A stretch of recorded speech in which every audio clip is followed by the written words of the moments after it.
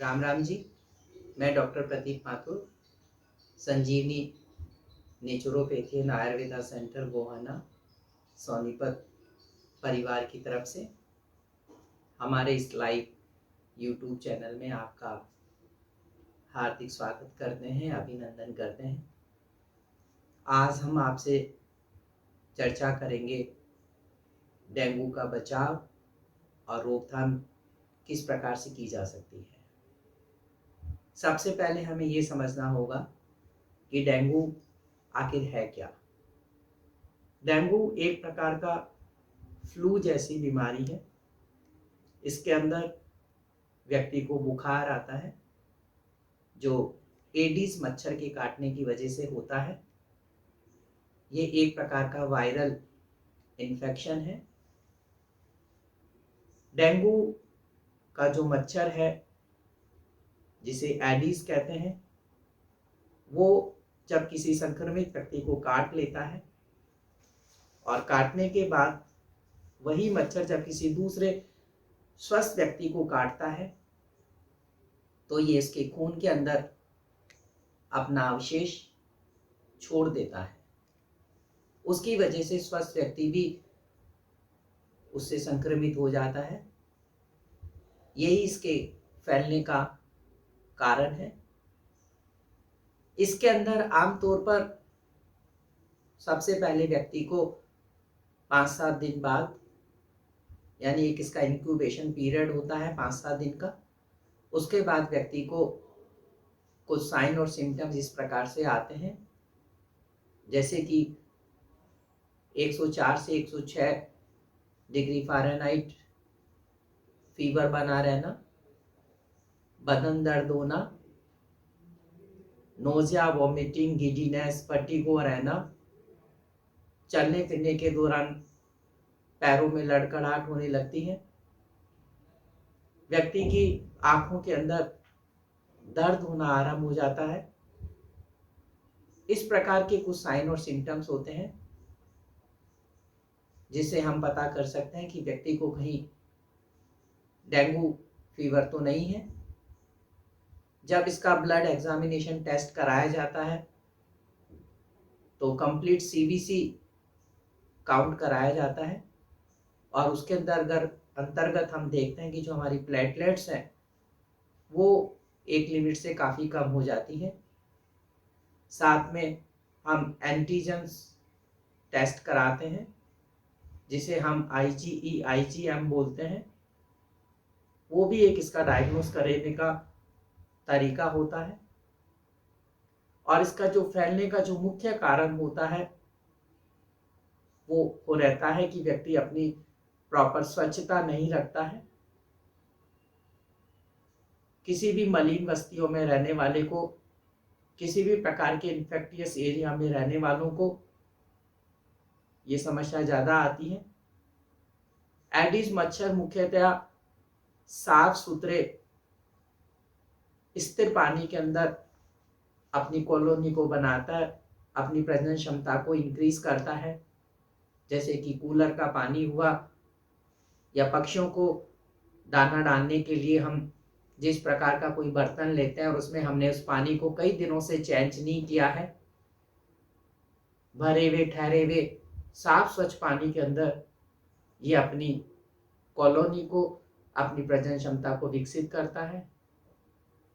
इस एडिस मच्छर की जो विशेषता होती है पहचानने की, इसमें चीते के समान कई प्रकार की धारियां इसके पैरों में पाई जाती है। आमतौर पर ऐसा माना गया है कि ये मच्छर दिन के समय काटता है। इस प्रकार के बुखार को हम ब्रैक बोन डिजीज के नाम से भी जानते हैं। अगर हमें इसका रोकथाम करना हो, अगर हमें इसका बचाव करना हो, तो सबसे पहले तो हमें ध्यान रखना होगा अपनी स्वच्छता का, कि हमें प्रतिदिन अपने को स्नान करना चाहिए, साफ स्वच्छ सुथरे हुए कपड़े पहनने चाहिए, पूरे बाह की शर्ट पहननी चाहिए, पूरे पैरों को ढकने वाला पैंट टी शर्ट्स पाजामा इत्यादि पहनना चाहिए जिससे कि मच्छर नहीं काट सके। दूसरी बात, जब आपको फीवर हो जाए तो हमें बॉडी को पूर्णतः हाइड्रेट रखना चाहिए, कहीं भी डिहाइड्रेशन नहीं होना चाहिए। और प्रॉपर हाइड्रेट बनाने के लिए हमें 2 से 2.5 लीटर गुनगुना गर्म पानी पीना चाहिए। उसके अंदर हम 2 से 3 पत्ते तुलसी के डालकर उबालकर पी सकते हैं। कोकोनट वाटर पी सकते हैं, लेमन जूस पी सकते हैं, मौसमी ऑरेंज जूस यानी किसी भी प्रकार के जूस का सेवन करना चाहिए।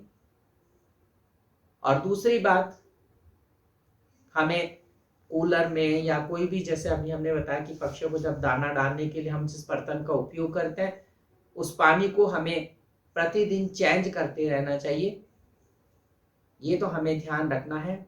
और दूसरी बात, इसका अगर डेंगू हो जाए तो हमें घबराना नहीं चाहिए। 5-7 दिन में आमतौर पर फीवर रहने के बाद ये अपने आप ही खत्म सा प्राय हो जाता है।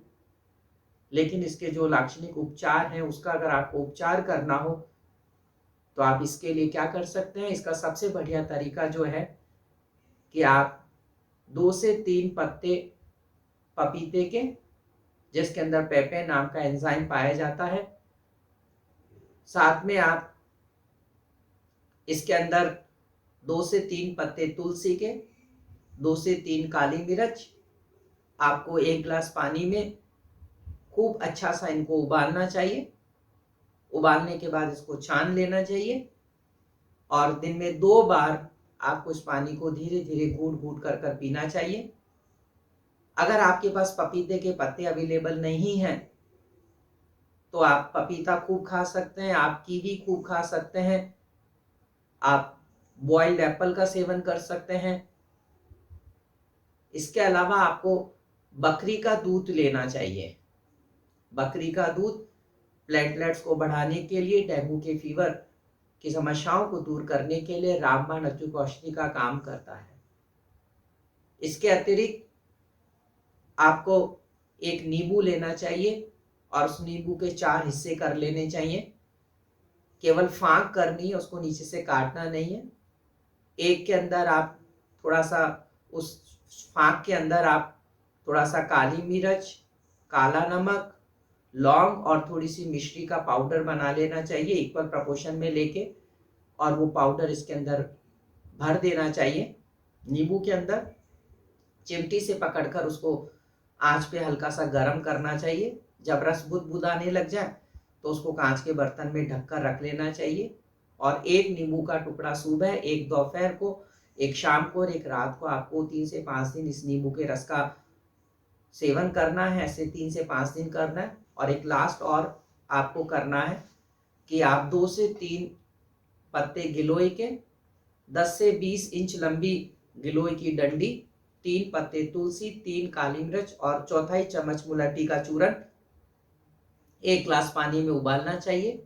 उबालकर आप उसको इतना उबालें कि पानी आधा रह जाए, छान कर रख लें। और उसके बाद उस पानी में थोड़ा सा 3-4 बूंदे नींबू के रस की और 1 चम्मच शहद मिलाकर आप दिन में 2 बार ऐसा अगर पिएंगे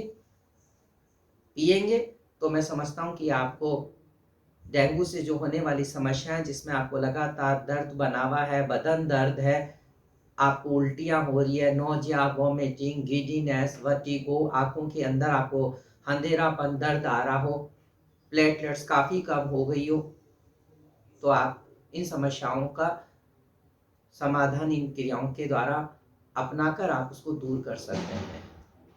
और कहा गया है कि prevention is better than cure. आपको कभी भी डेंगू ना हो तो आप उसका बचाव करें, जिसके आपको अभी मैंने तरीके बताए। मैं आपको और भी अब किसी टॉपिक को लेकर आगे चर्चा करूंगा। तब तक मैं आप सभी का धन्यवाद अदा करता हूं। आप सभी हमारे साथ इसी तरह से बने रहिएगा। तब तक के लिए नमस्कार, धन्यवाद, राम राम।